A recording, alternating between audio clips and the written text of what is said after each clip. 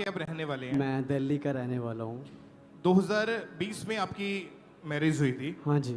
उसके बाद आपने लिखा गवाही में कि आपकी मैरिड लाइफ डिस्टर्ब हो चुकी थी। जी। बताएं आपकी मतलब क्या प्रॉब्लम थी, क्या मसला क्या था उस समय? छोटी छोटी बातों को लेकर हमारी काफ़ी ज़्यादा लड़ाइयाँ होती थी। प्रेयर लाइफ कमज़ोर थी जिस वजह से शैतान थोड़ा असर करता था। मैं बहुत ज़्यादा जब लड़ाइयाँ होती थी तो हम लोग एक दूसरे से बहस करते थे और समझ नहीं आता था कि कौन करवा रहा है। बिल्कुल समझ नहीं आता था। बहुत परेशान होते थे। जब हमारे बीच लड़ाइयाँ होती थी तो हमें खुद नहीं पता होता था कि हम एक दूसरे को क्या बोल रहे हैं। पर लेकिन जब ये समस्या बढ़ती थी तो मेरी वाइफ घर से दूर चली जाती थी अपने घर, और मैं अपने घर पे अकेला बहुत ज़्यादा डिप्रेशंस में रहता था। बहुत ज़्यादा इतना परेशान रहता था, बहुत ज़्यादा। जब लास्ट टाइम हमारी लड़ाई हुई और बहुत परेशानियों का सामना मेरे को करना पड़ा कि मेरी वाइफ चली गई दोबारा घर पे, देन उसके बाद मेरे माइंड में सोसाइटिकल थॉट आने लगे। मैं रोड पे चलता था, मुझे ट्रक दिखता था, मेरा मन करता था कि मैं उसके अंदर दे मारूं। मेरे को समझ नहीं आता था। मेरे को कोई फ्लाईओवर दिखता था, मन करता था यहीं से कूद जाऊं। वो डिप्रेशन इस तरह भारी हो गया था मेरे जीवन पे कि मुझे कुछ समझ ही नहीं आ रहा था।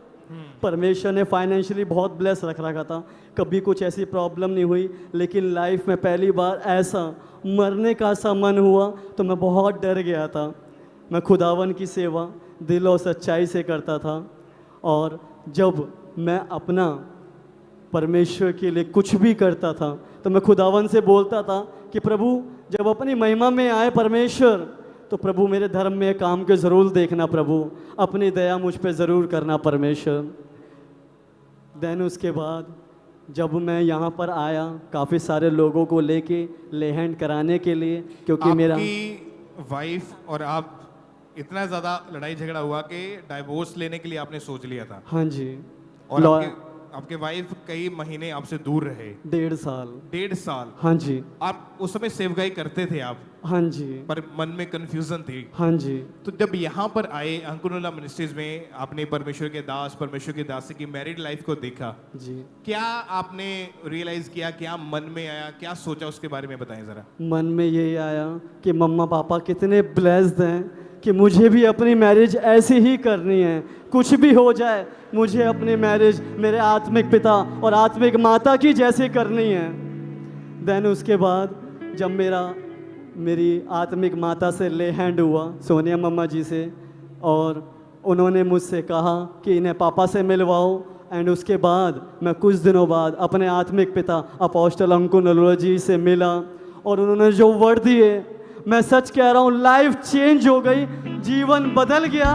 और उस दिन के बाद अभी तक मेरी लाइफ सुपर ब्लेस्ड है। जो वर्ड मेरे आत्मिक पिता ने मुझे दिए, मैंने एक एक वर्ड फॉलो किया।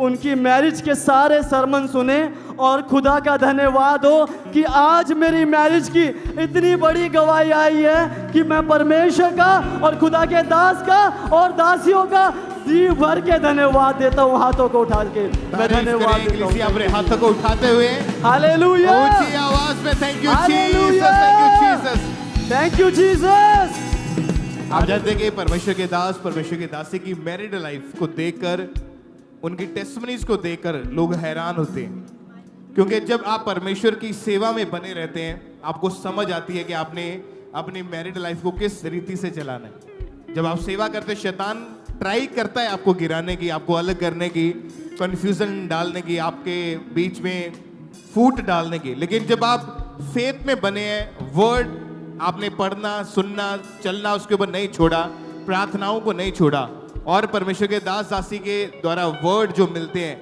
वो आपकी लाइफ को चेंज करते हैं, और आपने वचन को नहीं छोड़ा, तो डेफिनेटली आप बड़ी गवाही के साथ वापस आएंगे। अपने हाथों को उठा के थैंक यू जीसस बोले और उस जीवित परमेश्वर की प्रशंसा करें अपने हाथों को उठाते हुए।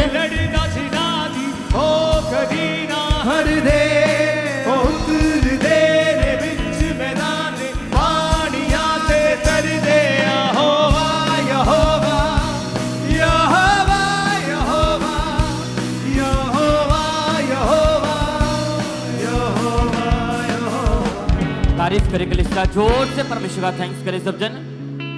आप सुन रहे कि कितने बड़े काम परमेश्वर कर रहे अपने दास और दासी के द्वारा, और भी बहुत सी गवाहियां हमारे पास हम सुनते जाएंगे।